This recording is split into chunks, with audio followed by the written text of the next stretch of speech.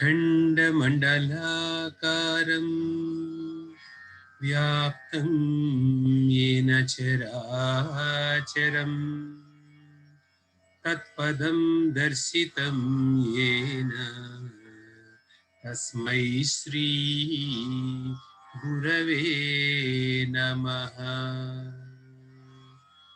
अज्ञानतिमिरान्धस्य ज्ञानाञ्जनशलाकया चक्षुरुन्मीलितं येन तस्मै श्री गुरवे नमः।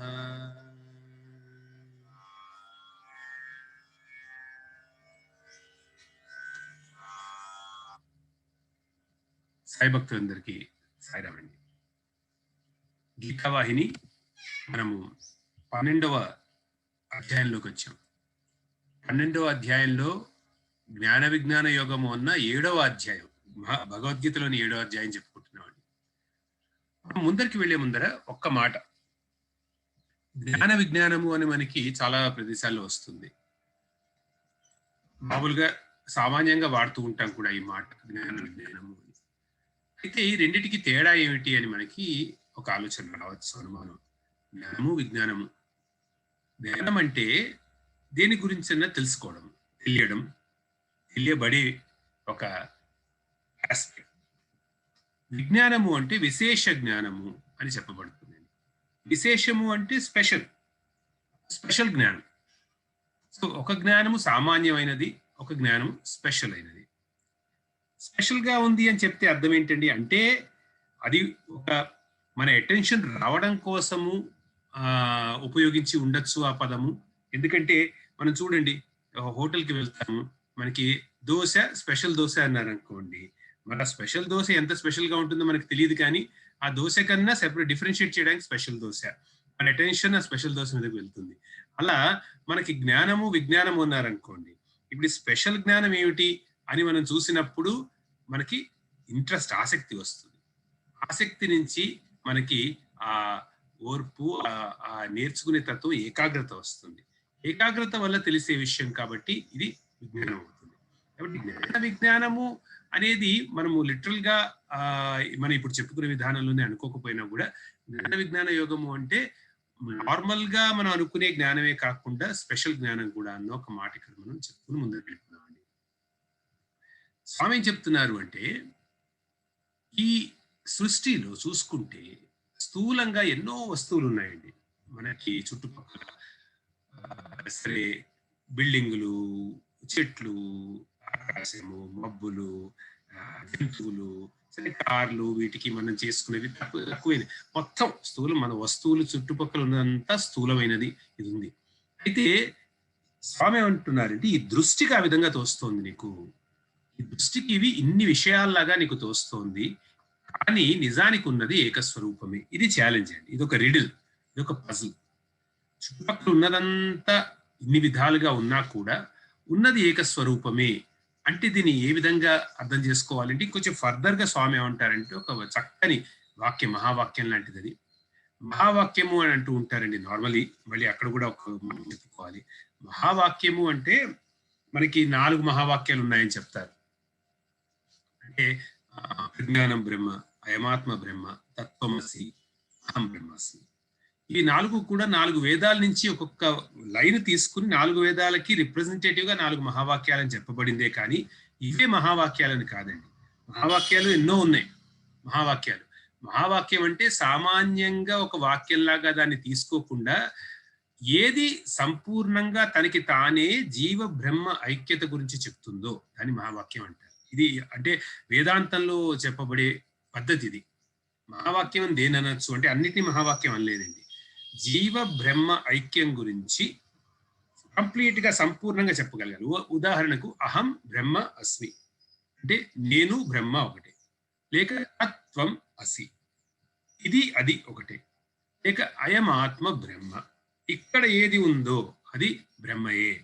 ఈ విధంగా ఈ చెప్పే పద్ధతి అంతా కూడా చూసుకుంటే, ప్రజ్ఞానం బ్రహ్మ అని చెప్పినప్పుడు ఈ విధంగా చెప్పే పద్ధతి అంతా కూడా it is a total explanation of what is the essence of life. అందుకని మహావాక్యం అంటారండి. ఇక వేరే ఎన్నో అర్థాలు చెప్పు, కానీ అది అర్థం అవడం అంటే సామాన్యులు మనలాంటి వాళ్ళకి త్వరగా అర్థం కాకపోవచ్చు కాబట్టి మిగతా వాక్యాలన్నీ వస్తాయి. మహావాక్యమే సరిపోతే మహావాక్యమే ఉంటుంది, ఇంకేం ఉండదు. మహావాక్యం సరిపోదు కాబట్టి దానిపైన మళ్ళీ వ్యాఖ్యానాలు, దానిపైన మళ్ళీ కామెంటరీస్, దానిపైన తర్వాత నిర్వచనాలు, దాని తర్వాత అనాలిసిస్, ఇలా మనకి ఎన్నో ఉంటాయండి. ఇక్కడ స్వామి ఇస్తున్న మహావాక్యం ఏమిటి అంటే, దృష్టి జ్ఞానమయంగా అయితే దృష్టి జ్ఞానమయం అవుతే జగత్తు బ్రహ్మమయం అవుతుంది. ఇది స్వామి మహావాక్యం. ఇందాకేమన్నారండి దీని ముందర, ఈ చుట్టుపక్కల ఉన్న ప్రపంచం అంతా కూడా స్థూల ప్రపంచం ఏదైతే కనబడుతోందో ఇన్ని విషయాలు ఉన్నట్లు ఉన్నాయి, కానీ అన్ని విషయాలు కాదు, ఉన్నది ఒకటే అన్నొక మాట చెప్పి ఇప్పుడు ఏమంటున్నారంటే, మరి ఇన్ని విధాలుగా ఎందుకు కనబడుతోంది అని మనకి ఒక డౌట్ వస్తుంది. కాబట్టి ఫస్ట్ నీ దృష్టితో స్టార్ట్ చేయి. ఎక్కడి నుంచి ఇది ఎవరికి కనబడుతోందో అడుగు, ఎట్లా దేనికి కనబడుతోందో అడుగు. అడిగినప్పుడు దృష్టి ఉంది కదా, ఈ దృష్టి మారాల్సిన అవసరం ఉంది. ఇది మారితే, ఇది జ్ఞానమయం అవుతే, అండర్లైన్ చేసుకోవాలి కీవర్డ్ అండి, జగత్తు బ్రహ్మమయం అవుతుంది.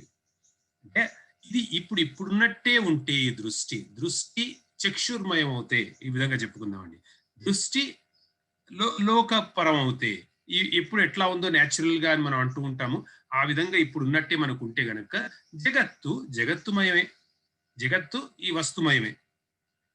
దృష్టి గనక జ్ఞానమయం అవుతే, అంటే ఏదో ట్రాన్స్ఫర్మేషన్ రావాలి ఇక్కడ, జగత్తు అప్పుడు బ్రహ్మమయం అవుతుంది అన్నారు స్వామి. జగత్తు బ్రహ్మమయం అవుతుంది అంటే మరలా మనం అడగాల్సిన ప్రశ్న, అంటే ఈ చుట్టుపక్కల ఉన్నదన్నీ మారిపోతాయా స్వామి? ఇవన్నీ కూడా ఇక్కడున్న చెట్లు అవన్నీ కూడా సడన్ గా మారిపోయి ఏదో అయిపోతాయా? అవి ఒక స్వామి రూపంలాగా తయారైపోతాయా? లేకపోతే అది ఏమన్నా అదృశ్యం అయిపోతాయా? ఏమవుతాయి అని అడగాల్సి వస్తుంది. ఇదే అండి, అందుకని ఇది చాలా చిన్నపిల్లలు వేసే ప్రశ్నలాగా ఉంటుంది, కానీ చాలా పెద్ద ప్రశ్న ఇది. ఒక జీవన్ముక్తుడికి ఎవరికైతే ఈ స్టేటస్ వచ్చిందో, రియలైజేషన్, వారి ప్రపంచాన్ని ఎలా చూస్తారు అని మీరు నేను కాదండి, ఆ అర్జునుడే అడిగాడు ఈ ప్రశ్న. స్థితప్రజ్ఞస్య కా భాష సమాధిస్థస్య కేశవ.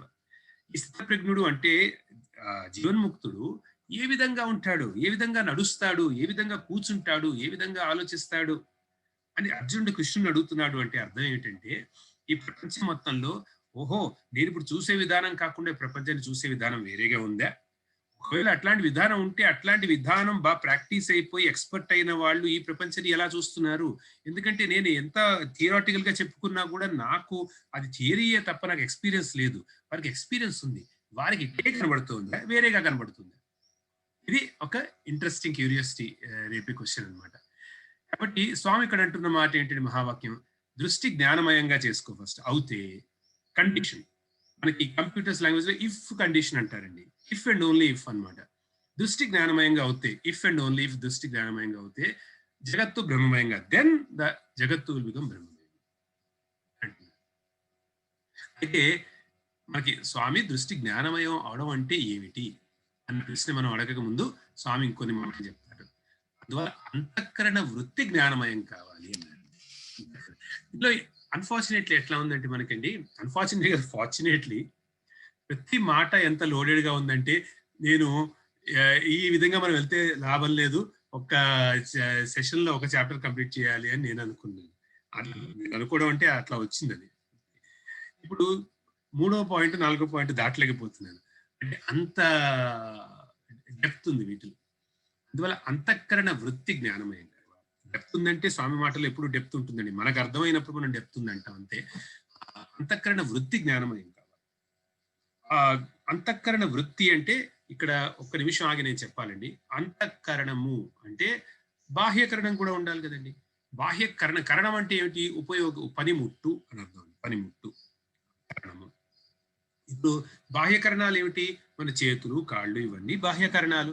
మన నాలుక, అన్ని కూడా బాహ్యకరణాలు. మరి అంతఃకరణం అంటే ఇది కనబడకుండా, బయటికి కనిపించే విధంగా లేకుండా వేరే విధంగా కానీ అది పనిచేస్తోంది. ఏ పనిచేస్తోంది? మనస్సు, బుద్ధి, అహంకారము. ఈ 3. అంటే చిత్తము అని నేను చెప్పట్లేదండి, ఎందుకంటే దాని మెన్షన్ 11వ చాప్టర్ లో స్వామి ఇచ్చిన మెన్షన్ లో 8 విధాలుగా ఉంది ఈ ప్రకృతి అని. భిన్నాత్ అష్టద అని చెప్పినప్పుడు 8 విధాలుగా ఉంది, 8 వేరే వేరే విధాలుగా ఉంది. భూమి రాపో అనలో వాయు హం మనో బుద్ధిరేవచ అహంకారమితి ఎం మే భిన్నాత్ ప్రకృతి అష్టల, ఇది అక్కడ చెప్పే పద్యం. 8 విధాలుగా ప్రకృతి అంటే ఇది అపరా ప్రకృతి అని చెప్పారు స్వామి. కన్స్ట్రక్షన్ అంతా లాస్ట్ టైం ఇచ్చారు. వచ్చిన వాళ్ళకి ఆ కన్స్ట్రక్షన్ ఉంటుంది, మీకు గుర్తొస్తుంది. ఆ కన్స్ట్రక్షన్ బట్టి చూస్తే అంతఃకరణాలు మొదటి 5 ఏదైతే చెప్పకు భూమి రాపోనలో పంచభూతాలకి సంబంధించిన పంచేంద్రియాలు బాహ్యకరణాలు. పంచభూతాలని ఆస్వాదిస్తూ పంచభూతాలతో కనెక్టెడ్ గా, అంటే ఈ చెవులకి శబ్దం అండి, శబ్దం ఏంటంటే స్పేస్ కి ఆకాశానికి సంబంధించినది. ఈ కళ్ళకి అగ్ని ఒక పంచభూతం. అలా ప్రతి పంచభూతానికి ఒక్కొక్క పంచేంద్రియం కనెక్టెడ్ ఉంది దానికి. ఆ విధంగా అది ఎక్స్పీరియన్స్ చేస్తుంది, కాగ్నైజ్ చేస్తుంది ఇంగ్లీష్ చెప్పుకోవాలంటే. ఆ కాగ్నిషన్ మనకి లోపల అర్థం కావడానికి ఏం కావాలి? అంతఃకరణం కావాలి. ఈ అంతఃకరణాలు ఎన్ని? 3గా చెప్పుకుందాం: మనస్సు, బుద్ధి, అహంకారం. ఇంకా డీటెయిల్స్ లోకి మనం ఇప్పుడు వెళ్ళడానికి మనకి టైం ఉండదండి. అంటే మనం చెప్పుకున్నాం 2-3 సార్లు, కానీ మనస్సుకి బుద్ధికి తేడా ఏమిటి, అహంకారం అంటే ఏమిటి అనేది మరలా స్వామి మనకి ఎప్పుడు అవసరం వస్తున్నప్పుడు చెప్తారు. కాబట్టి అంతఃకరణం అంటే మనోబుద్ధి అహంకారాలు అని చెప్పుకుందాం. ఈ అంతఃకరణాలు ఏమవుతోంది? ముఖ్యంగా మనస్సు తీసుకుంటే వృత్తులు అని మొదలవుతాయి. వృత్తి అంటే ఏంటంటే ఒక ఆలోచన లేక ఒక ఫీలింగ్, ఒక ఇమోషన్. ఆలోచననే కాదండి వృత్తులు అంటే.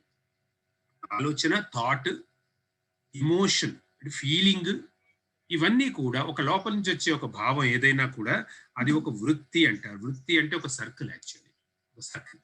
మీరు ఒక పాండ్, ఒక సరస్సు ఊహించుకుంటే, ఆ సరస్సు నిశ్చలంగా ఉంటే దానిపైన నీరు, అందులో ఒక చిన్న వాటర్ డ్రాప్ వచ్చి పడింది, ఎక్కడి నుంచో పడింది అనుకోండి, ఎగ్జాంపుల్ పడింది అనుకోండి. ఇప్పుడు ఏమవుతుంది? సర్క్యులర్ గా అట్లా వేవ్స్ వెళ్ళడం చూస్తారు మీరు. సర్క్యులర్ గా వేవ్స్ వస్తాయి దానికి. అవే వృత్తులు అనమాట. వీటి వృత్తులు అంటారండి. అది దాంతో కంపేర్ చేశారు. ట్రెడిషనల్ గా ఏం చేశారంటే, ఈ చిత్తము అన్న ఒక పాండ్ లో ఈ వృత్తులు బయలుదేరుతున్నాయి నాయన. అందుకని యోగము అనేది చిత్త వృత్తి నిరోధకము అని పతంజలి ఆయన చెప్పారు. చిత్తంలో కలిగే వృత్తుల్ని నిరోధించడము అంటే ఆపేసేయడము లేక తీసివేసేయడము, ఇది చిత్త వృత్తి నిరోధక అని చెప్పారు. యోగం గురించి ఆ విధంగా చెప్పారు. ఇదే వృత్తి చూడండి. ఇప్పుడు మళ్ళీ క్విక్ గా కనెక్ట్ చేద్దాం. అంతఃకరణ వృత్తి జ్ఞానమయం కావాలి అంటే దృష్టిని, నువ్వు వెళ్ళి ఇప్పుడు బయట ఉన్న చెట్టుని పుట్టని నువ్వు జ్ఞానమయం చేయక్కర్లేదు. లేక నీ కళ్ళనేదో మళ్ళీ సెపరేట్ గా చేయాలని కొత్త కళ్ళద్దాలు ఏదో స్పిరిచువల్ స్పెక్టాకిల్స్ ఏవో తీసుకుని పెట్టుకోవాలని అనుకోకలేదు. ఏమీ లేదు. మరి బయట జరిగేది ఏమీ లేదు. ఏమంటున్నారు? అంతఃకరణ వృత్తి జ్ఞానమయం కావాలి అన్నారు. అంటే అర్థం ఏంటండి? లోపల వచ్చే ఏది రెస్పాన్స్ ఉంటుందో, లోపల కలిగే భావన ఏదైతే ఉంటుందో అది జ్ఞానంగా ఉండాలి. అంతఃకరణ వృత్తి చెప్పుకుంటూ వెళ్తే అందులో చాలా దాని గురించి మాట్లాడాలనిపిస్తుందండి. కానీ మనకి ముందుకు వెళ్ళిపోదాము. స్వామి ఎట్లా చేస్తారు? జగత్తంతా నిండి ఉన్నది జగదీశుడే అన్నారు స్వామి. ఈశావాస్యం ఇదం సర్వం ఇదగుం సర్వం. ఇది ఉంది, ఏది చూస్తున్నామో అదంతా కూడా ఈశావాస్యమే అని ఈశావాస్యోపనిషత్తు చెప్తుంది. మొదటి శ్లోకం. ఇదగుం సర్వం యత్కించిత్ జగత్యాం జగత్. ఏ చిన్న ప్రదేశం చూసుకున్నా కూడా, ఎక్కడ ఏ చిన్న నూక్ అండ్ కార్నర్ చూసుకున్నా కూడా, యత్కించిత్ జగత్యాం జగత్, మొత్తం జగత్తులో ఉన్నదంతా ఈశుడే అని చెప్తుందండి. అదే జగత్తంతా నిండి ఉన్న జగదీశుడే అని దీని నిరూపణకు ఒక ఉదాహరణ చెప్తున్నారండి. ఏది? దృష్టి జ్ఞానమయం కావడం గురించి ఒక నిరూపణ చేస్తున్నారు స్వామి ఇక్కడ. జాగ్రత్తగా వినండి. సాయంకాలం సమయం అనుకోండి, మసగగా ఉన్నాయి మబ్బులు. ఎవరో ప్రయాణం చేస్తున్నాడు ఒక మనిషి. ఆ దారిలో మధ్యలో సాయంకాలం సమయము, కొంచెం సంధ్యా సమయము, డస్క్ అంటాం మనం. ఆ డస్క్ లో అంత లైట్ సరిగ్గా ఉండదు, వెలుతురు సరిగ్గా ఉండదు, మసగా ఉన్నాయి మబ్బులు. దారి మధ్యలో ఒక మడతలుగా చుట్టుకున్న తాడు పడి ఉంది. ఎవరో పెట్టి వెళ్ళిపోయారు అక్కడ. ఏ రైతో ఎవరో, లేకపోతే ఎవరో ఒక ఆమె అక్కడ చేదతో నీరు దోచుకుని బావిలోంచి అక్కడ ఆ తాడు అక్కడ పక్కన పడుంది అనుకోండి. అది ఎట్లా ఉంది? అది చుట్టలుగా చుట్టుకుని ఉంది. ఆ తాడు ఇట్లా లాగేవాడు ఇట్లా పడేసేసరికి చుట్టలుగా చుట్టుకునింది. అది ఏమిటి? నిజానికి ఏమిటది? తాడు. కానీ ఇక్కడ స్వామి ఏమంటారంటే, దీన్ని రజ్జు సర్ప భ్రాంతి అని వేదాంతంలో యూజువల్ గా చెప్పే ఉదాహరణ అయినా స్వామి కొంచెం మార్చారండి దీన్ని ఇక్కడ. ఎందుకంటే అక్కడ రజ్జు సర్పంలా కనబడింది అని మాత్రం చెప్తారు. రజ్జు సర్ప భ్రాంతి అంటే తాడు పాములాగా కనబడ్డాం. స్వామి దాన్ని కొంచెం మార్చారు. ఎందుకో కూడా మనం చెప్పుకుందామండి. దారిలో నడిచే ప్రయాణికులు ఒక్కొక్కరు ఒక్కొక్క విధంగా భావిస్తారు, భ్రాంతి పడతారు అన్నారు స్వామి. దారిలో నడిచే ప్రయాణికులు అంటే ఎవరండి? మీరు నేను. మీరు నేను. మీరు నేను అంటే ఆధ్యాత్మిక మార్గంలో లేక జీవిత మార్గంలో ప్రయాణించే ప్రతి మనిషి కూడా ఈ ప్రయాణికుడు. ఈ ప్రయాణికుడు ఏం చేస్తున్నాడండి? ఒక్కొక్క విధంగా భావిస్తాడట. భ్రాంతి పడతాడు దాన్ని చూసి. ఇప్పుడు ఏ విధంగా భ్రాంతి పడతాడంటే స్వామినారు ఒకరు అది చూసి దండ అనుకున్నారు. అంటే ఒక మాల. వారికి మాలని ఎందుకు అనిపించింది? వారి మనస్సులో మాల వచ్చి ఉంటుంది. వారి మనస్సులు వారు అప్పుడు ఏమైనా గుడి నుంచి వస్తున్నారేమో, ఒక మాల తీశారేమో, లేక మాల వేశారేమో స్వామికి, ఏదైనా అయి ఉండొచ్చు. అది చూడంగానే వరకు మాల వచ్చిందిట. ఇది చాలా ఆశ్చర్యం అండి. అంటే స్వామి రజ్జు సర్ప భ్రాంతి అని చెప్పిన దానికి స్వామి వేరే వేరే విధంగా చెప్తున్నారు. ఎందుకు అని మనం కొంచెం జాగ్రత్తగా ఆలోచిద్దాం. మరొకరు జలధార అనుకున్నారటండి. అంటే ఆ వాటర్ అట్లా పడింది, వాటర్ పడి కారుతోంది అనుకున్నారు. ఇంకోరు అనుకున్నట్ట ఒక తీగ పడుంది అనుకున్నారటండి. ఒక తీగ పడుంది అనుకున్నారు. మరొకళ్ళు అనుకున్నారట ఇది పామేమో అనుకున్నారు. ఒకళ్ళు పామేమో అనుకున్నారట. అది దూరం జరిగిపోతారు వాళ్ళు అట్లా అనుకున్నవాళ్ళు. స్వామి అన్నారు ఇప్పుడు ఈ 4 విధాలుగా ఉందయ్యా. ఎలా తీసుకోవాలండి దీన్ని? మామూలుగా రజ్జు సర్ప భ్రాంతిని పాము అనుకోవడము సహజమే. అయితే ఆలోచిస్తే అది ఓపెన్ ఒక ఎగ్జాంపుల్ చెప్పారు పాము అనుకుంటారు అని. కానీ ఎవరు అనుకుంటారండి పాము అని? మనం ఏది ఒక దాన్ని చూసి, అంటే స్వామి చెప్తున్నారంటే కనబడేది ఒకటైనా కూడా దాన్ని చూడడం కూడా ఒకటే విధంగా ఉంటుందని చెప్పడం ఉదాహరణ తప్పని చెప్తున్నారండి స్వామి. ట్రెడిషనల్ గా చెప్పారు ఏమిటి? రజ్జు సర్ప భ్రాంతి అది పాములా కనబడింది. స్వామి దాన్ని మార్చి చెప్తున్నారు. నీ మైండ్ ఎలా ఉందో, నీ ఆలోచన ఎలా ఉందో అలా కనబడుతుంది అంటున్నారు. యద్భావం తద్భవతి. అది స్వామి చెప్తున్న మాట అదనమాట. ఒకరికి దండలా కనబడింది, ఒకరికి జలధారలాగా కనబడింది, ఒకరికి తీగలా కనబడింది, ఒకరికి పాములా కనబడింది. ఇది ఎన్ని విధాలుగానే చెప్పుకోవచ్చు మనం. ఇంకొక భావన నా మైండ్కి ఏమొస్తుందంటే దండగా కనబడింది, ఎందుకంటే ఏ పరమాత్మకి దండవే, ఆ గుళ్ళో విగ్రహాలకి దండ వేస్తున్నాడు కాబట్టి ఆయన భక్తుడు అయి ఉండొచ్చు, అందుకని భక్తుడికి దండలా కనబడుతుంది అనుకుందామండి. అతని భావాలు భక్తిగా ఉంది. ఇంకొకరికి జలధారలా కనబడింది. జలధార అంటే ఏంటండి? ఆ ఇట్లా ఇట్లా సాగుతూ వెళ్ళేది, మోషన్ కి ఉండేది. అది ఆయన ఎవరో ఒక యోగి అనుకుందామండి. తీగలా పడుందని ఒక ఆయన అన్నాడు. తీగ అంటే ఏంటి? ఆయన కర్మిష్టి అనుకుందామండి. మరి పాములా పడుందన్నాడు అంటే ఇది అజ్ఞానం అనమాట, ప్యూర్గా అజ్ఞాని, వేరేగా చూసేవాడు అని. ఈ విధంగా ఎన్ని విధాలుగానే మనం చెప్పుకోవడానికి ప్రయత్నించచ్చు. కానీ ముఖ్యంగా స్వామి మనకు అందిస్తున్న భావం ఏమిటి అంటే యద్భావం తద్భవతి.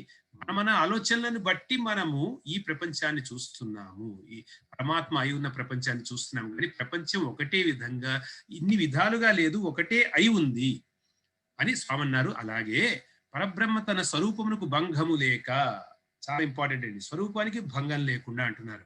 స్వరూపానికి భంగం లేకుండా అంటే ఏంటి? తనదంటూ స్వరూపం అంటే ఒక స్వరూపం ఉందే అండి అంటే ఎట్లా కాదు. తాడుకు ఏ విధంగా తాడు తన పాము కాలేదు, తాడు ఏ విధంగా అది మారిపోయి జలధార కాలేదు అంటే ఇప్పుడు ఈయనకి జలధారలా కనబడడానికి తాడు కనుక జలధార కాలేదు కదండి, అది దండ అయిపోలేదు కదా, అది ఇంకోటి తీగ అయిపోలేదు కదా, అది ఎట్లా ఉందో అట్లాగే ఉంది. అలాగే పరబ్రహ్మ తాను ఎట్లా ఉన్నాడో అనడానికి, ఎందుకంటే మన అలవాటు ప్రకారం వాడుకునే మాట అండి. ఉన్నాడోనా, అమ్మవారు ఆ విధంగా ఉంది, ఏ విధంగా అనాలి అనేది జస్ట్ మన ప్రిఫరెన్స్. ఎందుకంటే పరబ్రహ్మ గుణాతీతుడు, గుణాలు లేని వాడికి ఏ విధంగా మరి జెండర్ ఎట్లా చెప్తామంటే, జెండర్ అనేది కాయానికి సంబంధించిన విషయం, దేహానికి సంబంధించిన విషయం. కాబట్టి అమ్మవారా అయ్యవారా అన్న అపోహలు అసలు మనం ఎప్పుడో వదిలేసేయాలి. అది శరీరం కూడా దాటి వెళ్ళదు అది మాట్లాడుకునేది. కాబట్టి వాడుకలో మాట్లాడుకుంటూ ఉంటాం కాబట్టి వాడుక భాష మాట్లాడుతున్నాము. పరబ్రహ్మ తన స్వరూపం భంగము లేక మాయ వల్ల నానా నామరూప ప్రపంచంగా భాషిస్తుంది. ఇన్ని విధాలుగా కనబడుతున్నదంతా కూడా నానా నామరూప ప్రపంచం. నామము, రూపము, నేమ్ అండ్ ఫామ్. దీనికి మించి ఏముందండి? ఇప్పుడు ఈ మొబైల్ ఫోన్ ఉంది, ఇదేమిటి? ఇప్పుడు నేను పట్టుకుని ఏమన్నా దీన్ని మొబైల్ ఫోన్ అన్నా అంటే దీనికి ఒక పేరు, కానీ మొబైల్ ఫోన్ అని దీన్ని ఎందుకన్నా, దీన్ని చూస్తున్నాను. ఇది నేను చూస్తుంటే ఎట్లా కనబడుతోంది? ఇప్పుడు ఈ పక్కన ఇంకోటి కూడా కనబడుతోంది, పెన్ కనబడుతోంది మనకి. ఇప్పుడు పెన్ అన్నది, మరి పెన్నుని మొబైల్ ఫోన్ ఎందుకు అనలేదు? ఎందుకంటే ఆ రూపానికి ఒక నిర్దిష్టమైన నామము, ఈ రూపానికి నిర్దిష్టమైన నామము. Perhaps that is based on their functionality. A purpose కోసం నేను వాడతాను అనే దాని బేసిస్ పైన అదొక రూపము, నామము. కాబట్టి what is this world that you cognize? It is nothing but set of names and forms. ప్రతిదీ ఒక ఫాము, దానికి ఒక నేమ్. ఇవి నేమ్స్ అండ్ ఫార్మ్స్ అన్నమాట. అది ఇన్ని విధాలుగా నానా నామరూపాలు. ఎన్నని చెప్పగలము మనము? రోజుకి ఎన్ని పుట్టుకొస్తూ ఉంటాయో నామరూపాలు, ఎన్నొస్తూ ఉంటాయో. దీన్ని భాషిస్తారట. ఇది దేని వల్ల? మాయ వల్ల. మాయ అంటే తనకు తాను కల్పించిన మాయ అని భగవంతుడు చెప్పినా కూడా ఆ మాయ ప్రభావం ఏమిటి అంటే తాను ఉన్నట్టుగా తాడులా మాత్రం కనబడట్లేదు మనకి. ఎక్కువ మందికి ఎలా కనబడుతోంది? ఇంకా మనం భావించిన విధానాల్లో కనబడుతుంది. ఇది మాయ. మాయ అంటే ఉన్నది ఉన్నట్టుగా కాక వేరేగా కనబడమే మాయ అండి. వేరేగా తోచడమే మాయ. ఆ తోచిన దాన్ని బట్టి వేరేగా ఇదే అని రూఢిగా అందరూ భావించేదే మాయ. అది భావించే చూడండి, మనం ఏది నమ్మామో కరెక్ట్ అని మన నమ్మకాలు చూద్దామండి జీవితంలో. నమ్మకాలు ఈ విధంగా జీవితం అంటే ఇలా ఉండాలి అన్న నమ్మకం ఉంటుంది మనకి. ఇలా పెరగాలి అందరూ, ఇలా ఉండాలి, ఇలా ఈ నమ్మకాలని అవి ఏమన్నా ఫిజికల్ ఫామ్ ఉందా ఈ నమ్మకాలకి? ఏం లేదే. మరి ఆ నమ్మకాలు మన జీవితాన్ని డ్రైవ్ చేయట్లేదా ఇప్పుడు? ఎందుకు? మనం నమ్ముకున్న వాటికి దానికి నామరూపాలు మనం ఇచ్చేస్తామండి. నమ్మేసి దాన్ని ఇదే అంటాం. ఇది ఒక విధంగా మాయ. అందుకని ఏ ధర్మాలు అని మనం చెప్పుకుంటామో ఈ జీవితంలో ఆ ధర్మాలన్నీ కూడా ఒక స్టేజ్లో వదలాలని చెప్పారండి. సర్వధర్మ పరిత్యజ్య మాం ఏకం శరణం వ్రజ అని మనకి చెప్పబోతారు 18వ అధ్యాయంలో. ఎన్ని రకాలుగా కనిపించినా, భావించినా, భ్రమించినా అక్కడ తాడు తప్ప వేరేదేవి ఎట్లాగా లేదో అదే విధంగా ఇది చాలా ముఖ్యం అండి. ఈ ప్రపంచంలో భగవంతుణ్ణి ఎన్ని విధాలుగా తలచినా, భావించినా, భ్రమించినా అన్నారు స్వామి, అది భ్రమ కాక అన్యం కాదన్నారండి. ఇప్పుడు మనకు అర్థమవుతుంది ఎందుకు స్వామి విష్ణువు లేడు, శివుడు లేడు, బ్రహ్మ లేడు, ఇవన్నీ మీ ఊహలు తప్ప అని అంటారు. ఇప్పుడండి స్వామి శివరాత్రి రోజు పొద్దున వచ్చేసి చెప్పేవారు ఈ మాట. రాత్రంతా శివుడి కోసం భజన చేశారు. శంకరుడు లేడు, విష్ణువు లేడు అంటే లేడు అంటే ఆ విధంగా మీరు ఊహించుకుంటున్నట్లు లేరు అని అర్థం అండి. లేరు అంటే లేడని కాదు, ఎందుకంటే ఉన్నతత్వం అదే. కాకపోతే మీరు ఒక శంకరుడు ఉన్నాడు అంటే ఆ శంకరుడికి ఒక పత్ని ఉంది పార్వతి, వారికి ఒక 2 అబ్బాయిలు ఉన్నారు, ఇప్పుడు వారి వాహనాలు ఉన్నాయి. ఇలా అద్వైతము ద్వైతం అయిపోయి 1 2 ఇన్ఫినిటీ అయిపోతుందండి. ఎన్ని విధాలుగా ఇది పెరిగిపోతుందో అంత మనకి కన్ఫ్యూజన్, అంత స్థిరంగా ఉండదు మనస్సు.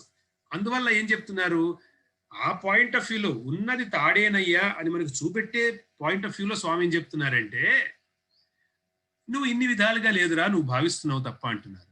అట్లా అని మీరు భజన్లో హరిహరి బోల్, ముకుంద మాధవ కేశవ బోల్ అని అనాలా అనద్దా అని డౌట్ రాకూడదు మనకి. ఎందుకంటే ఇది చెప్పే భావన వేరు. ఇక్కడ అద్వైత వేదాంతము ఉన్న సత్యము బ్రహ్మ సత్యాన్ని మనకు చూపెడుతున్నారు స్వామి. చూపెట్టినప్పుడు ఇది నువ్వు చూడాలి అంటే ఇవి పోవాలి అంటున్నారు. నీకు మిగతా తాడు, పాము, తీగ అన్ని వెళ్ళిపోవాలి మనసులోంచి. ఇది పాము, తీగ, దండ అన్ని పోతేనే కానీ తాడు కనబడదు నీకు. అంతే కదండి. మనకి అప్పుడప్పుడు కొన్ని పిక్చర్స్ చూపెడుతూ ఉంటారు, ఇల్యూషన్. ఆ పిక్చర్స్ లో ఒక విధంగా చూస్తే ఒక ముసలాడు, ఇంకో విధంగా చూస్తే ఒక పడుచామ ఏదో కనబడుతుంది. ఇలాంటి పిక్చర్స్ ఉంటాయి. ఇప్పుడు అది మీరు ఫస్ట్ టైం చూపెట్టినప్పుడు కొంతమందికి ముసలివాడు కనబడతారు, కొంతమందికి పడుచామ కనబడచ్చు. ఇప్పుడు చూడండి, ముసలి కనబడిన వాళ్ళకి లేదు అక్కడ పడుచామ అంటే కొంత టైం తీసుకుంటారు వాళ్ళు చూడడానికి. కొంతసేపటికి అసలు కొంతమందికి చూడరా చూపెట్టినా కనబడదు. ఎందుకంటే వారు ఒకసారి ముసలివాడిని చూసిన తర్వాత మైండ్ ఎట్లాంటిదంటే ఒక ఫామ్ చేసేసుకున్న తర్వాత ఆ ఫామ్ లో కంఫర్టబుల్ అయిపోతుంది. ఆ ఫామ్ ని వదిలేసి వేరే విధంగా చూడడానికి ఇష్టపడుతుంది. అప్పుడు ఎవరో వచ్చి చూపెడతారు, గురువు లాంటి వాడు అనమాట. ఆయన వచ్చి చూపెడతాడు, ఇక్కడ చూడు, ఇది చూసావా, నువ్వు ఏది గడ్డం అనుకుంటున్నావు అది నిజంగా ముక్క అయింది అక్కడ. లేదు నువ్వు ఇట్లా అని ఇట్లా మొత్తం గీతలు గీసి చూపెడితే గనక ఓ ఇదే అని ఒక 2 నిమిషాలు చూడగలిగినా కూడా సర్లే నాకు మాత్రం ఒకసారి చూస్తే ముసలాడి కనబడుతున్నాడు, బాగానే ఉందిలే సరే చూడండి. అలాగే మనం ఏమంటామండి, సాయి భక్తులాగా మనం ఏమంటాం, ఫర్ ఎగ్జాంపుల్ అంతా స్వామి తెలిసిందే కానీ నాకు ఈ ఫామే కావాలి అని మనం ఎలా అంటామో అదే విధంగా ఇది చూడటం కష్టం. ఇదే మాయ. చూస్తున్నా జీవించడం ఇంకా కష్టం. ఎందుకు జీవించడం అంటే ప్రతి క్షణము, ప్రతి మూమెంట్, ప్రతి ఎక్స్పీరియన్స్ అనుభవంలోనూ అది భావించగలగాలి. భావించి ఆ విధంగానే మన ప్రతిస్పందన ఉంటుంది. భావించినప్పుడు ఏ విధంగా భావిస్తే యద్భావం తద్భవతి. ఏ ఎక్స్పీరియన్స్ వస్తుంది? భవతి అంటే ఆ ఎక్స్పీరియన్స్ ఏది వస్తుంది? యద్భావం. ఏ విధంగా భావించారో అటువంటి ఎక్స్పీరియన్స్ వస్తుంది తప్ప నువ్వు ఒక భావన పెట్టుకుని వేరే ఎక్స్పీరియన్స్ రావాలంటే ఎట్లా వస్తుంది? రాదు ఈ భావన. అందుకని స్వామి అంటారు, నన్నెందుకయ్యా మీరు ఆడిపోసుకుంటారు, మీకు ఒక విధంగా జరిగినా జరగకపోయినా నన్ను చూసేది మీ భావన బట్టి ఉంటుంది. బట్టి నేను చెప్పేది, నేను సూర్యుడు లాంటి వాడిని అంటారు స్వామి. సూర్యుడు ఎవరి మీద కన్నా అంటున్నాడా అండి, నేను మీ మీదకి మీకు ఇవ్వను, మీకు నా సన్ రైట్ డైరెక్ట్ గా ఇవ్వను అంటారా? ఆయన ఎదుర్కొన్నా నుంచుంటే ఇవ్వాల్సిందే ఆయన. కాకపోతే మనం గనక ఏ మాస్క్ లోనో కప్పేసుకుని లేకపోతే ఏ ఇంట్లోకి వెళ్ళిపోయి తలుపేసుకున్నాం అనుకోండి, ఇప్పుడు సూర్యుడిని మనం అంటే ఎట్లా అనలేం. కాబట్టి చాలా ఇంపార్టెంట్ థింగ్ స్వామి చెప్తున్నారు. మోస్ట్ ఇంపార్టెంట్ థింగ్ విజ్ఞాన యోగంలో మొట్టమొదటి స్వామి చెప్పింది ఏంటంటే దృష్టి జ్ఞానమయం చేసుకోవడం. ఇది మళ్ళీ దీన్ని రివైజ్ చేస్తున్నా ఎందుకంటే ఇది ఒక పాయింట్ పైన మనం ఈ టైం స్పెండ్ చేస్తాం. ఆల్మోస్ట్ హాఫ్ అన్ అవర్ అయిపోతుంది. కానీ వర్త్ ఇదే. ఎందుకంటే మిగతా మనం జస్ట్ ఒకవేళ ఇట్లా వెళ్ళిపోయినా పర్వాలేదు, కానీ ఇందులో వెళ్ళలేమండి. ఈ యోగంలో వెళ్ళలేము. జ్ఞాన విజ్ఞాన యోగం ఎలా ఉంది అంటే ఇది ప్రతి ఈ పాయింట్ మొత్తం మొత్తం చెప్పుకోవచ్చు అని భగవద్గీత అంటే అంతే అంట అనుకోండి.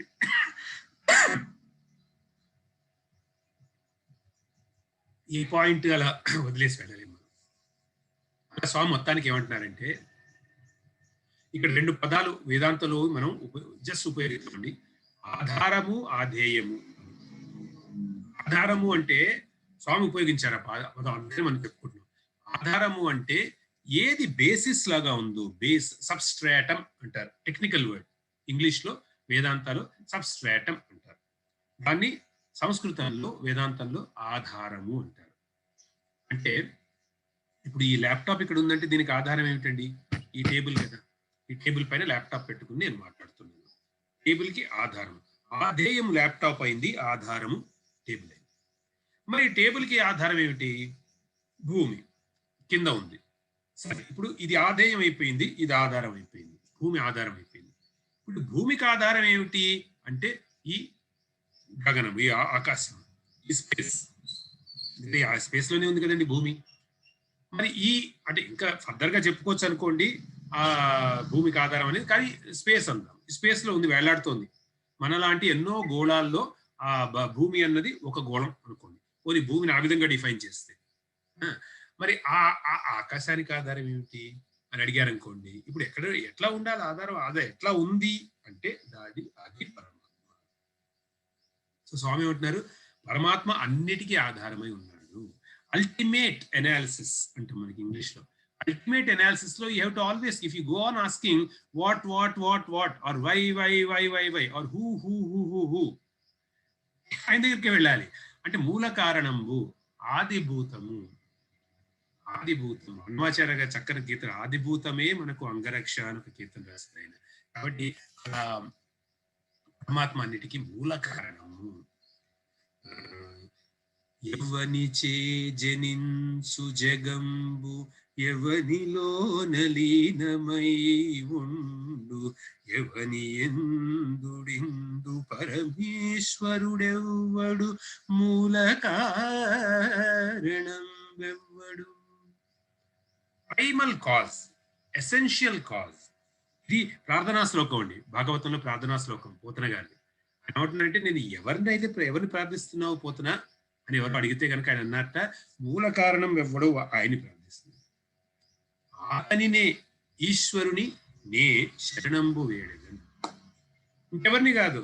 అంటే I'm not depending on any appendages or any extensions, I'm depending only on the primal source. పరమాత్మ అన్నిటికీ ఆధారం. ఇది క్లారిటీ అండి, ఇది జ్ఞానం. మరి భక్తుడా జ్ఞాన పోతన ఆయన జ్ఞాని. అందుకని మూల కారణం ఇవ్వడం. ఎవ్వనిచే జనించు అంటే మనం చతుర్ముఖ బ్రహ్మ అనుకుంటామండి. ఎవరిలో లీనం అవుతుందంటే శివుడు అనుకుంటామండి మనం. ఎవరు దీన్ని పోషిస్తున్నారు అంటే విష్ణు అంటాం మనం.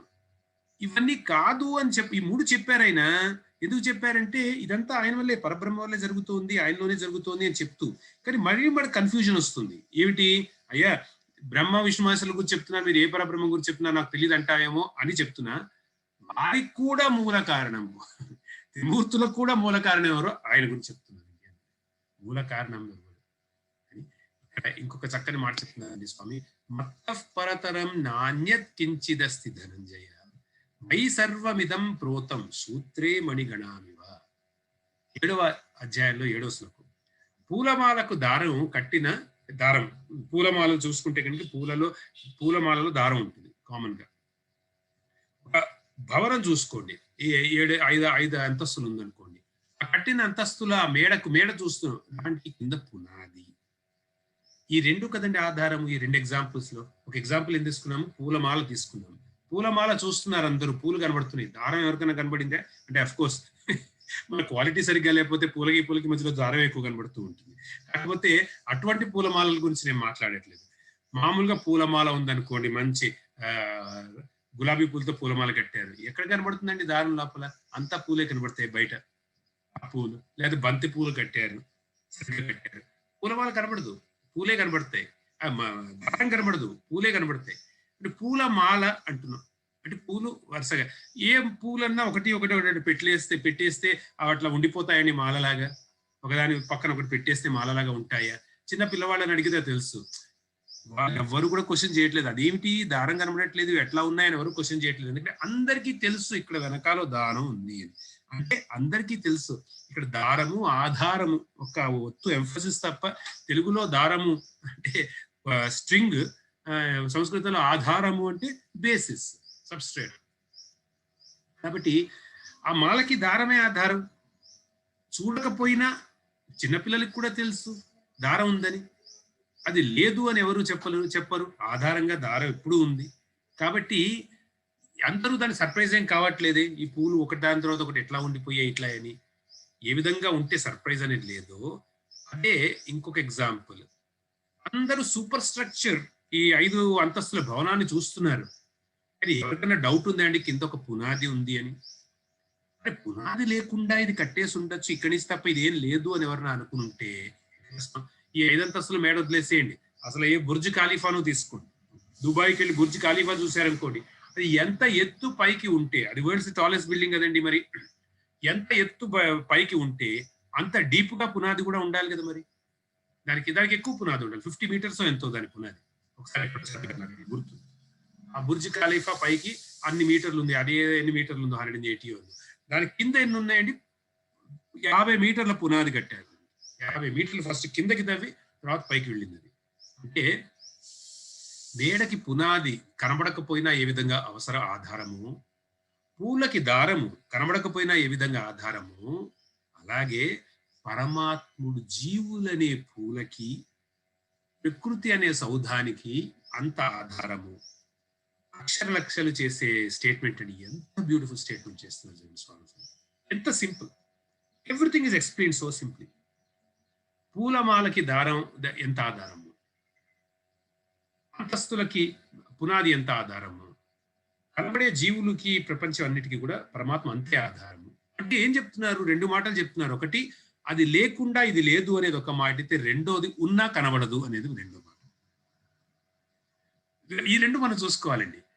ప్రకృతి అనే సౌధానికి అంటే ఏం కనబడుతుంది? ప్రకృతి కనబడుతుంది. ఏది కనబడదు? పురుషుడు కనబడదు. జీవులు అనేది జీవులు అనే పూసలకి అన్నారు. ఇప్పుడు కనబడేది ఎవరు? జీవులు కనబడతారు. కనబడింది ఎవరు? దేవుడు. సో దేవుడు కనబడ్డు, జీవుడు కనబడతాడు, పురుషుడు కనబడ్డు, ప్రకృతి కనబడతాడు. This is the puzzle of the world, this is the puzzle of the universe అని స్వామి చెప్తున్నారు. ఇదే విజ్ఞానం అండి. విజ్ఞానం అంటే జ్ఞాన విజ్ఞానం చెప్పుకున్నాం. జ్ఞానం అంటే ఫిజిక్స్ జ్ఞానమే, కెమిస్ట్రీ జ్ఞానమే, బయాలజీ జ్ఞానమే, ఇంగ్లీష్ జ్ఞానమే, ఇవన్నీ జ్ఞానమే, జాగ్రఫీ, ఈ జ్ఞానాలు. కానీ ఇవన్నీ చిన్న జ్ఞానాలు అనుకో, దానికన్నా పెద్ద జ్ఞానాలు కూడా ఉన్నాయి. కానీ ఇది విజ్ఞానం. ఏది విజ్ఞానం? విశేషమైన జ్ఞానం. ఆ విశేషమైన జ్ఞానం కూడా నిజం చెప్పాలి అంటే ఈ పుస్తకాల్లో మనం చదువుకుని ఇప్పుడు మనం మాట్లాడుకునేంత కూడా అదే కాదండి. అది అనుభవం, అది విశేషం. అనుభవం విశేషం. పూలమాలతో పూలు అంతస్తుల నేలపైన మనకి కనిపిస్తాయి. పూలమాలలో పువ్వులు కనబడతాయి మనకి, అంతస్తులు పైన కనబడతాయి, దారం పునాది కనబడవునైనా అది కనబడినంత మాత్రాన లేదనగలమా? ఎవరు కూడా స్వామి అన్నారు, పంచాక్షరి ఏమిటయ్యా మనకి 21st సెంచరీకి అంటే దేవుడు ఉన్నాడు. 5 అక్షరాలు పంచాక్షరి అంతే. ఓం నమ శివాయ బానే ఉంది. కానీ ఆ ఓం నమ శివాయ ఎంత గొప్ప మంత్రం అంటే అండి, అందులో ఒక్కొక్క అక్షరానికి శంకరాచార్య స్వామి ఒక్కొక్క పద్యం శ్లోకం రాసేసారు కదా. మరి మనకి శివ పంచాక్షరి మంత్రం ఉంది, నాగేంద్ర హారాయ త్రిలోచనాయ అని రాసేసారు ఆయన. మహానుభావుడు, ఆయనకు అటువంటి ద్రష్ట, ఆయన చూశాడని. మనం మామూలుగా ఓం నమ శివాయ చేస్తున్నప్పుడు మనకి ఎట్ ద మోస్ట్ శివుడి ఒక రూపం వస్తుందేమో, సాక్షాత్కరిస్తుందేమో లోపల. లేక శివుడు తపస్సు చేసుకుంటున్నట్టు, లేకపోతే 2-3 రూపాయలు కనబడచ్చు అట్లా. ఆ విధంగా శివుడు ఏ మార్కండేయుడిని ఇచ్చేస్తున్నట్టు, యముడి మీదకి త్రిశూల ఎత్తినట్టు ఏమైనా కనబడచ్చు. మనం చూసిన మన భావాలు బట్టి మనకు కనబడచ్చు. కానీ శివతత్వం మనకి తోచదు కదండి. ఎంతైనా శివతత్వం తోచదు. అంటే భగవంతుడు నిజంగా మనకి తెలియట్లేదు. నామరూపాలు తీసుకున్నా కూడా భగవంతుడు నిజంగా తెలియట్లేదు. భగవంతుడు ఉన్నాడు అన్న నమ్మకం మాత్రం మనకుంది, విశ్వాసం ఉంది. నమ్మకం ఎందుకు? అట్లీస్ట్ మనం ఆ కేటగిరీలో ఉన్నాం. ఏ కేటగిరీ? అయ్యా బిల్డింగ్ ఉందంటే మరి ఫౌండేషన్ ఉండాలి కదండి, అయ్యా మరి పూలమాల ఉందంటే మరి దారం ఉండాలి కదండి అని అక్కడ డౌట్ లేకుండా ఇది డెఫినెట్లీ ఆయన వల్లే ఉంది అన్న ఒక నమ్మకం, విశ్వాసం లెవెల్లో మనం ఉన్నామేమో.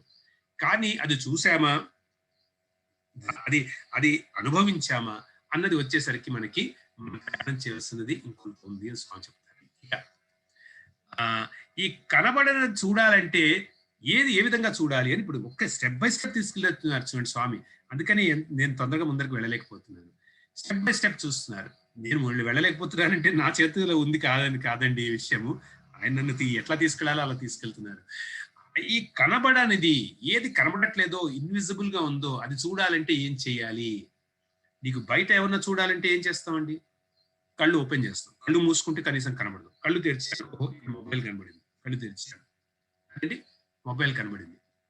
ఇప్పుడు కనబడనిది చూడాలంటే కళ్ళు తెరిచి ఏం లాభం?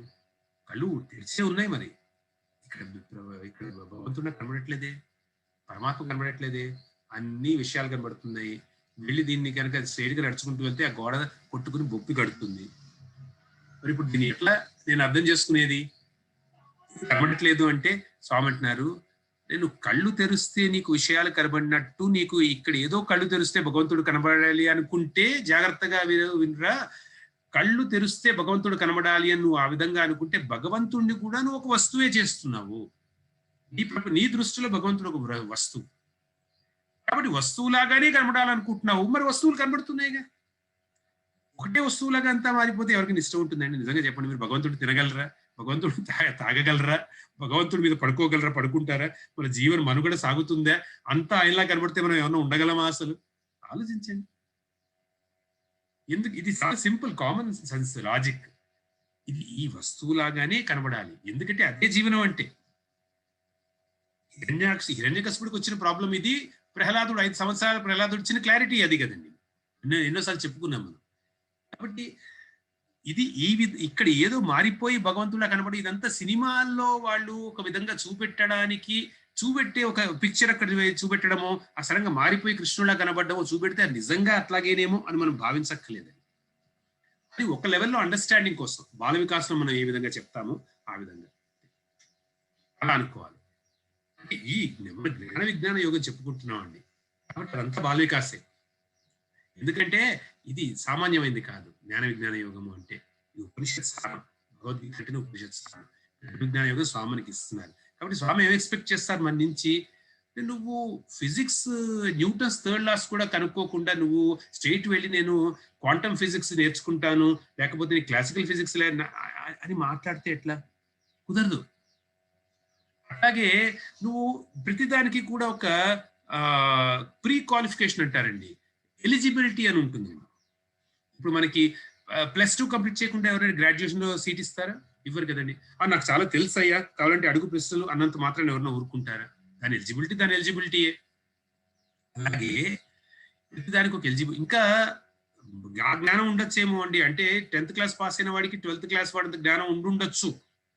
కానీ ఇక్కడ అలా కాదండి. ఎప్పుడు మనం 12th పాస్ అవుతామో అప్పుడే ఆ జ్ఞానం ఉన్నట్టు మనకి లెక్క. ఇది స్పిరిచువాలిటీ, ఆధ్యాత్మికతలో.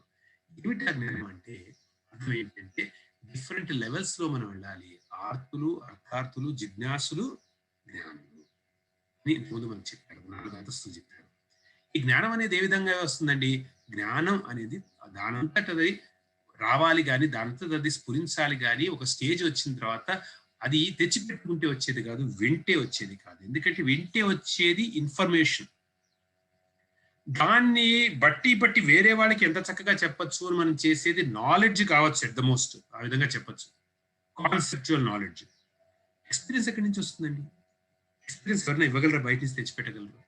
ఎప్పుడు రావాలో అప్పుడే వస్తుంది ఎక్స్పీరియన్స్. కాబట్టి ఆధ్యాత్మికతలో అంత అనుభవమే కాబట్టి, అనుభవైక జ్ఞానమే కాబట్టి, దీని గురించి ఇంత ప్రీవియస్ చాప్టర్స్ లో స్వామి చాలా చెప్పారు. అనుభవం అని. అనుభవైక జ్ఞానం కాబట్టి దానికి ఒక యోగ్యత అనేది కావాలి. యోగ్యత అయోగ్యత అదే స్వామి అంటున్నారు.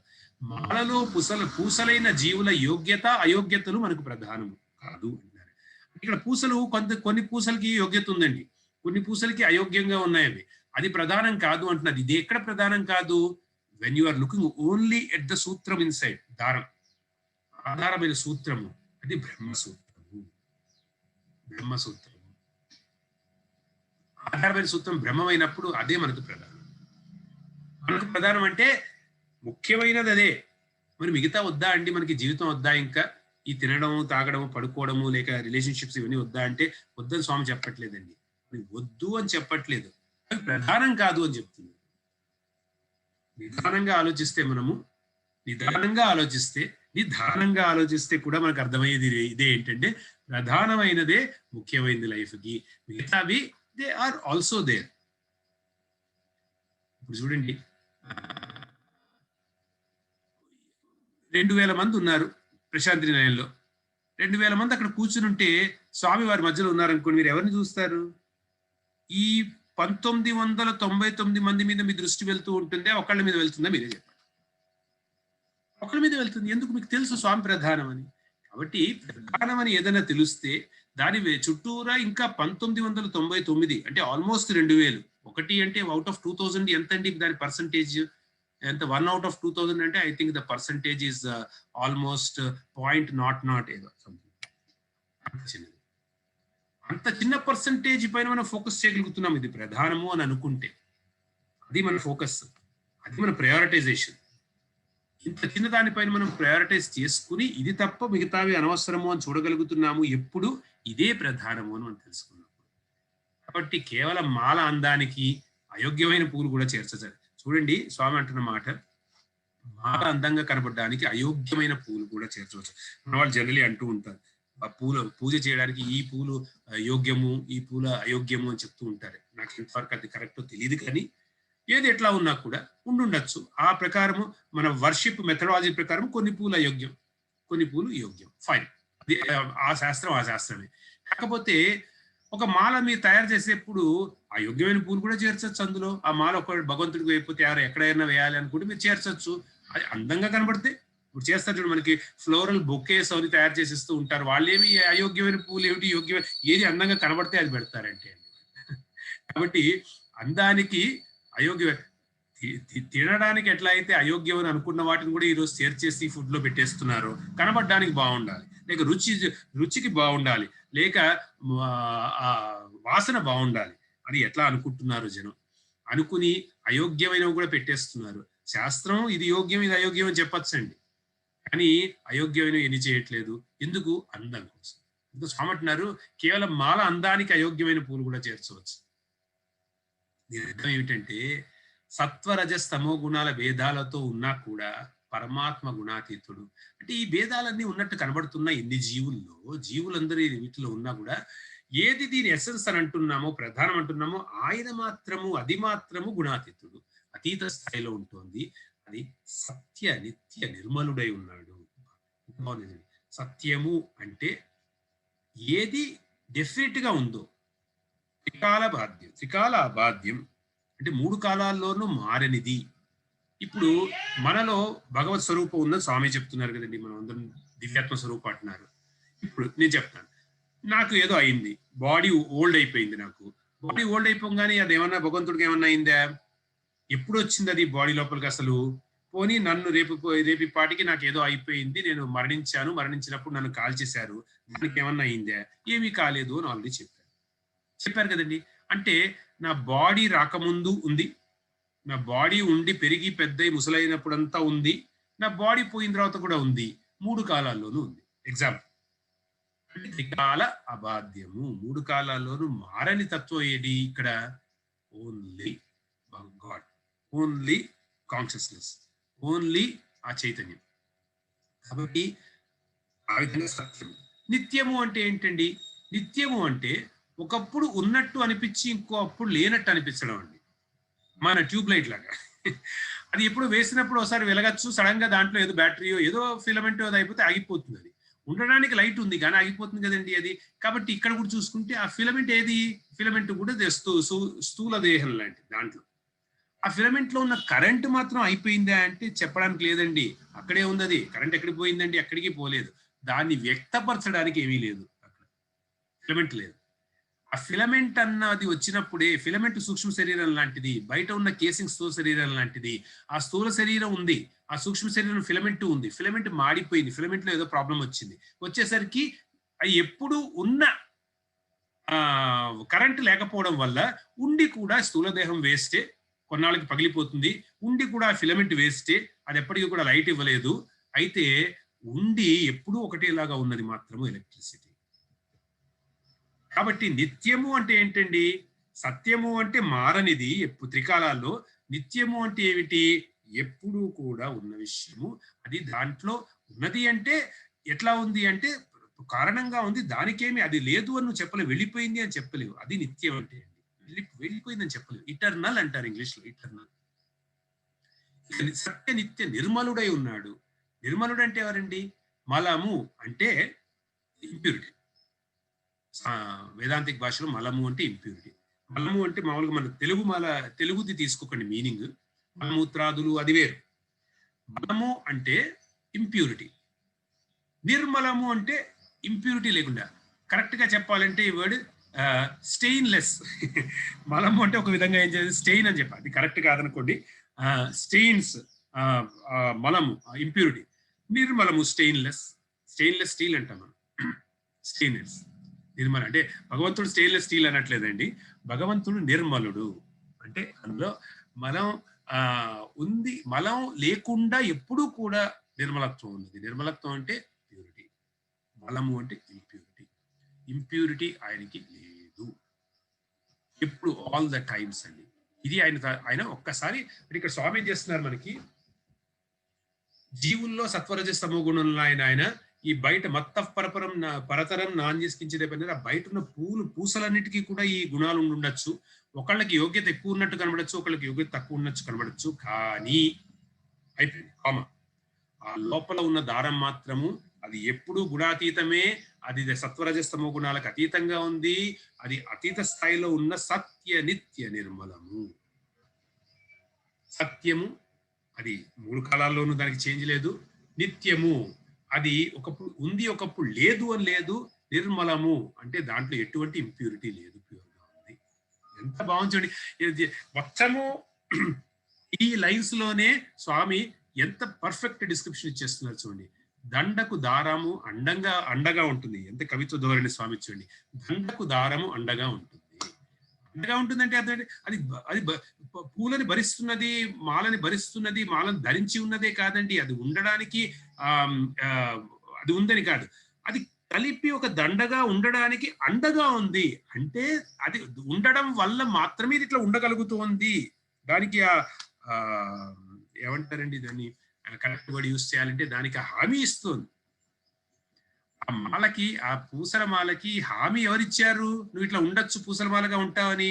ఆ ఏది లోపల ఉండదు బయటికి తీసేస్తే అన్ని చెల్లా చెదరగా అన్ని పూసలు పడిపోతాయో, ఇంకా హామీ ఏం లేదో, పడకుండా హామీ ఇస్తున్నది ఏమిటి?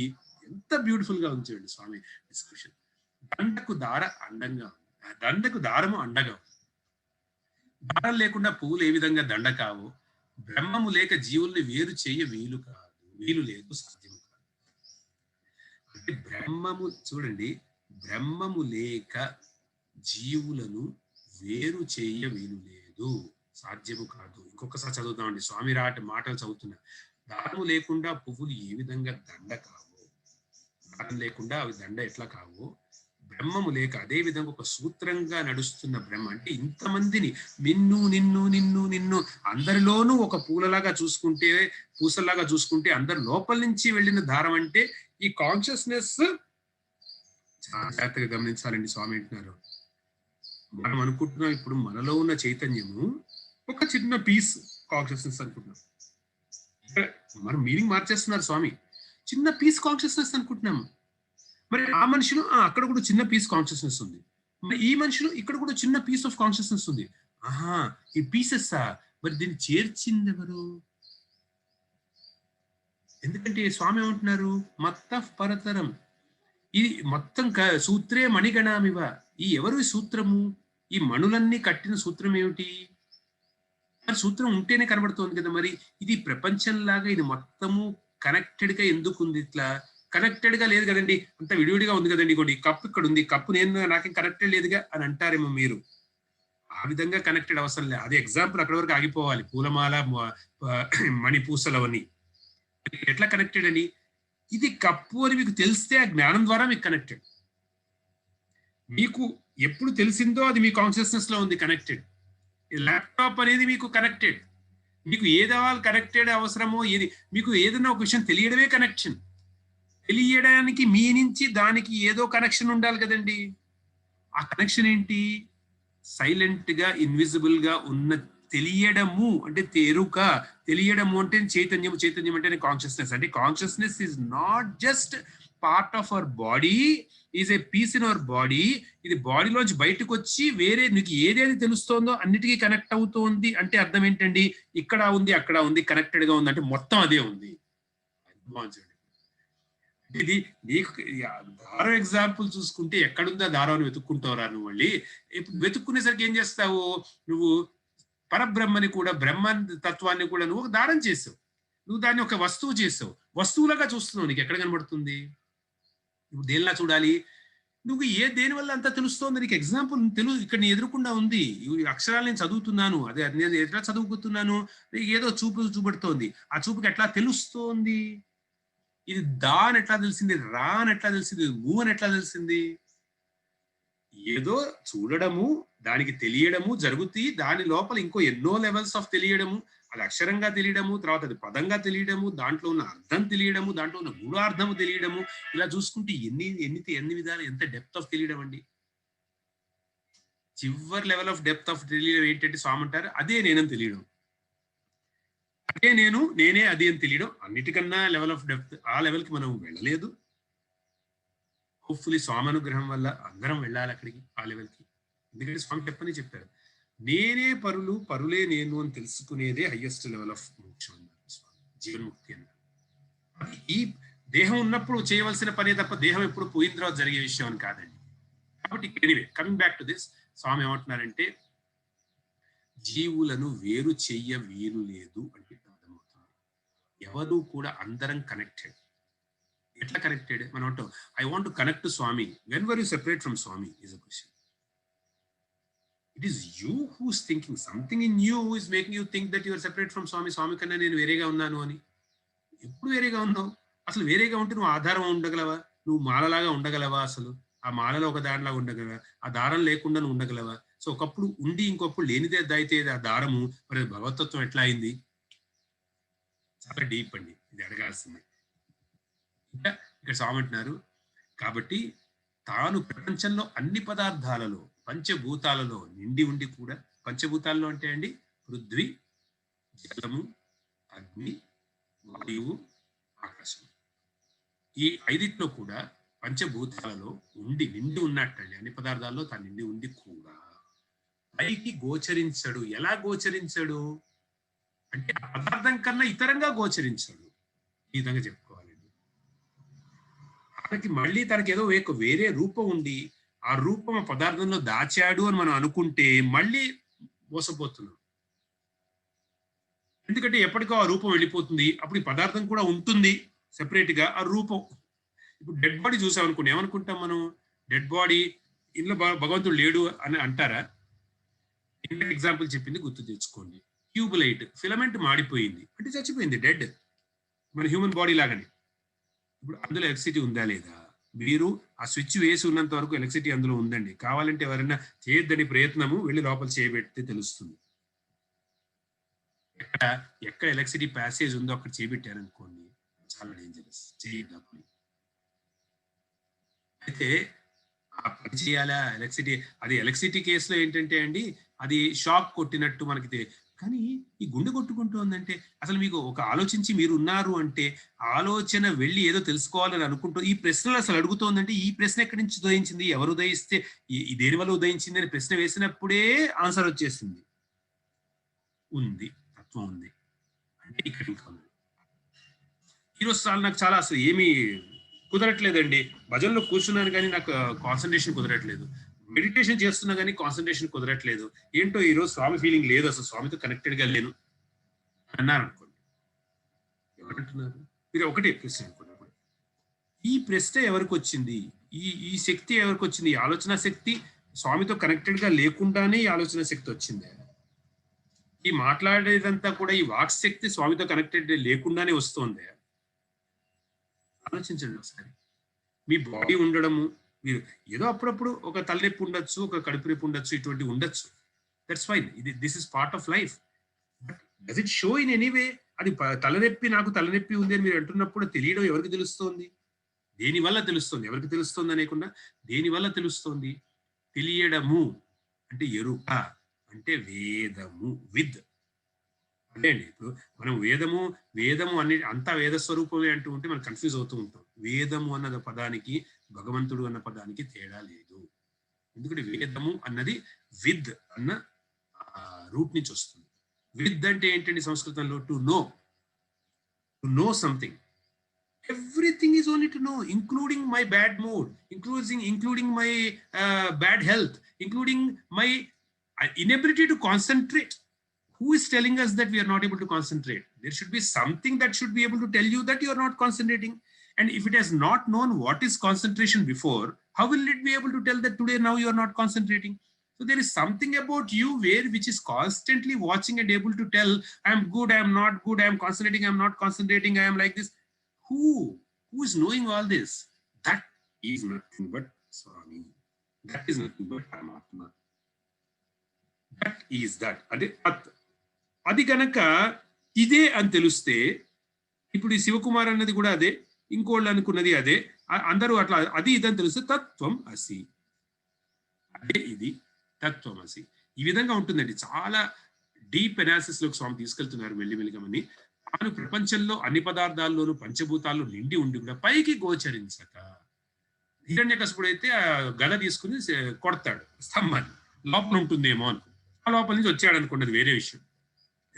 అండి నేను చెప్పాను కదండి, ఇది మన జ్ఞాన విజ్ఞాన యోగంలో ఉన్నాం కాబట్టి మనం బాల వికాస్ కథల్ని ఇప్పుడు మనము దాన్ని ఉన్నట్టుగా చెప్పుకోకూడదు, దానిలోని ఇన్నర్ మీనింగ్ మాత్రమే చెప్పుకోవాలి.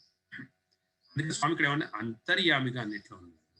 అంతర్యామిగా అంటే ఏంటని ఇప్పుడు సైన్స్ కూడా చెప్తుంది. మరి ప్రతి పదార్థంలోనూ ఉన్నవి ఏంటి? యాటమ్స్.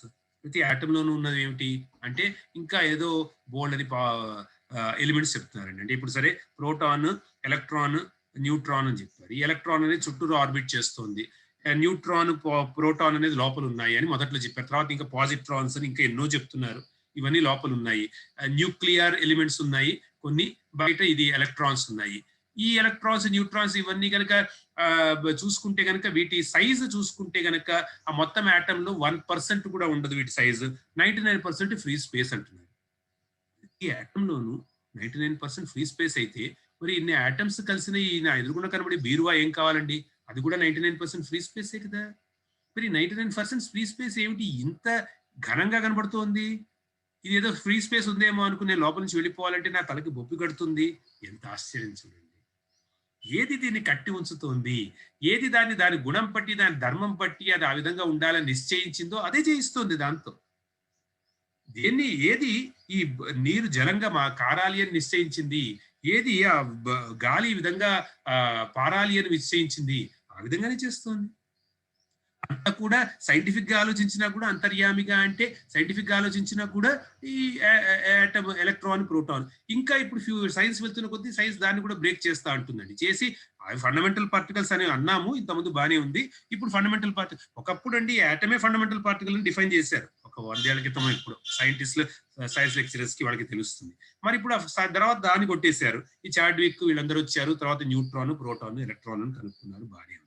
ఇప్పుడు వాటిని అవి ఫండమెంటల్ పార్టికల్స్ అంటే ఏమో సైన్స్ దాన్ని కూడా ఎందుకు, ఇవన్నీ స్టిల్ మ్యాటర్ అండి. ఎంత చిన్నగా ఉన్నా, ఆమ్స్ట్రాంగ్ యూనిట్స్ అని చెప్పినా ఎంత చిన్నగా ఉన్నా మ్యాటరే. కనబడుతుంది ఎక్కడో మీరు మైక్రోస్కోప్, ఎలక్ట్రానిక్ మైక్రోస్కోప్ పెట్టుకుంటే కనబడుతుంది, అది మీ కళ్ళకి కనబడుతుంది. కళ్ళకి కనబడుతుంది అంటే మ్యాటరే అది. కాబట్టి ఆ మ్యాటర్ ఎక్కడో ఒకటి దాంట్లో ఎన్నైనా చూపెట్టగలరండి స్వామి. ప్రపంచం ఎలా ఉంటుందంటే అందులో ఎన్ని యూనిట్స్ అన్నా ఎంతైనా తగ్గించుకుంటూ ఎంత చిన్న వాటికైనా వెళ్ళగలరు. అది దానికి ఎండ్ లేదు. అనోరణీయాం మహతో మహీయాం. మీనింగ్ ఇది. చిన్న వాటిల్లో కల్లా చిన్నది.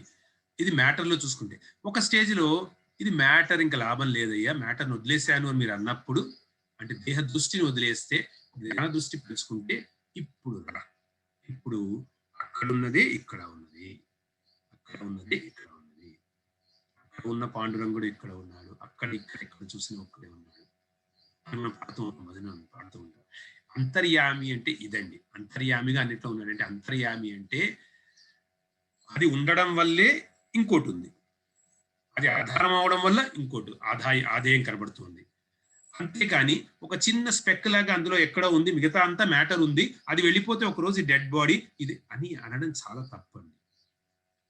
డెడ్ బాడీ కూడా గాడే, డెడ్ బాడీ కూడా కాన్షియస్నెస్. డెడ్ బాడీ కాలిపోయిన తర్వాత బూడిదే కాన్షియస్నెస్, కాల్చేది కాన్షియస్నెస్. బ్రహ్మార్పణం బ్రహ్మహవి, బ్రహ్మాగ్నం బ్రహ్మణం. మనం చేస్తూనే ఉన్నాము, రోజు భోజనం చేస్తున్నాము, తినేస్తున్నాము, నోట్లో వేసేస్తున్నాము. నోట్లో వేయకముందు అది ఏమిటండి, చక్కగా అలంకరించబడిన సలాడ్. ఆ సలాడ్ ని మీరు నోట్లో వేసి నమిలేస్తే ఏం పోయింది, అందం ఉందే అని పోయింది. ఇప్పుడు అది ఏమైంది, పోయిందా, ఒకదాని ఫామ్ పోయి ఇంకో ఫామ్ వచ్చింది, ఎనర్జీ వచ్చింది. దీన్ని law of conservation of energy అన్నారు. Energy can neither be created nor destroyed, it transforms from one form to another. అది ఏదో ఎనర్జీ అయిపోయింది, మీ లోపలికి వెళ్ళింది, అది మళ్ళీ అక్కడ మారిపోయి మీ లోపల బ్లడ్ ఏదో అయింది, మీ బ్లడ్ మీరేదో అవుతున్నారు. ఎంత కంటిన్యూస్ చేంజ్ ఉన్నట్ల ప్రతిదీ కనెక్టెడే, ఈవెన్ ఫిజికల్ లెవెల్లో కనెక్టెడ్. అయితే ఫిజికల్ దాంట్లో ఇది ఇక్కడి నుంచి తీసి నోట్లో వేసుకోవాలి కైండ్ ఆఫ్ ఏదో కనబడుతుంది, బట్ అవేర్నెస్ కి మాత్రము అంతా ఎప్పుడు కనెక్టెడ్ గానే ఉంది అవేర్నెస్ అని. ఈ మాటతో మనం ఇక్కడ ఆపుకుందామండి. 10 పాయింట్లు మొత్తం ఉంటే జ్ఞాన విజ్ఞాన యోగంలో 2 పాయింట్లు మాత్రం చెప్పుకోగలిగాము, నో ప్రాబ్లం అండి. That is the essence of the whole thing. ఇవాళ హైలైటెడ్ స్టేట్మెంట్ మహావాక్యం ఒక్కసారి చెప్పుకుని మళ్ళీ ముగిద్దాం. ఏంటి అంటే, దృష్టి జ్ఞానమయంగా అయితే జగత్తు బ్రహ్మమయం అవుతుంది. ఒకసారి దృష్టి జ్ఞానమయం అవుతాయి కాబట్టి ఇక్కడ దృష్టిని మాత్రం జ్ఞానమయం చేసుకోవాలి. ఇది స్వామి చెప్పిన మాట ఏంటంటే, దృష్టి లోపమే కానీ సృష్టి లోపము లేదు అని స్వామి చెప్పారండి. ఈ లోపం అంటే ఏదో మనకి ఇక్కడ ఆప్టోమెట్రిషియన్ దగ్గరికి వెళ్ళి మనం కళ్ళు కరెక్ట్ చేయించుకోలేదండి, అటువంటి లోపాలు కాదు స్వామి చెప్తున్నది. ఈ లోపము దేన్ని జ్ఞానపరంగా చూడాలో దాని చర్మచక్షువులతో చూసి అదే నిజం అనుకుని నమ్మి దానివల్ల మన మనస్సులు పాడు చేసుకుని లేదా మన అనవసరమైన భ్రమంలో పడి ఈ మాయలో చిక్కుకోవడము, ఇదే లోపం. ఈ లోపం పోవాలి, సృష్టిలో లోపం పోవాలి. ఈ రోజు మనకి సృష్టిలో లోపం కనబడుతుందంటే ఏది కరెక్ట్ చేయాలి, దృష్టిని కరెక్ట్ చేయి. ఏది కరెక్ట్ చేయడం అంటే జ్ఞానమయం చేసుకో, అంటే అంతఃకరణ వృత్తి, అంటే మనస్సు లోపల, బయట చూడకు. ఇప్పుడు అంతఃకరణ లోపల వృత్తిని బ్రహ్మమయం చెయ్యి. బ్రహ్మమయం ఎట్లా చేయాలి స్వామి, అంతా ఇది స్వామి, ఇదంతా స్వామి అన్న దానిపైన మళ్ళీ మళ్ళీ మళ్ళీ చెప్తూ వెళ్ళు. చెప్పడం ఇది చెప్పడం ఈజీ, చేయడం కష్టమే అనుకోండి. కాకపోతే చేయాల్సిన పని ఇదే కాబట్టి చేయాలి, మనం ప్రయత్నం చేయాలి. ప్రయత్నం మనం చేస్తున్నప్పుడు స్వామి మనకి ఇస్తారు. యత్న ప్రయత్నము మానవ ధర్మము, జయాపజయములు దైవాధీనము. మనం జయించాలి అని కనుక ఆయన నిశ్చయించుంటే తప్పకుండా అవుతుంది, మనం లేదు అన్న ఈ మాటతో మనం ఈసారి కంప్లీట్ చేసుకుందామండి. మళ్ళీ వచ్చేసారి జ్ఞాన విజ్ఞాన యోగం మనం మళ్ళీ కంటిన్యూ చేద్దాం. సర్వే జనా సుఖినో భవంతు, సమస్త లోకా సుఖినో భవంతు. ఓం శ్రీ సాయి.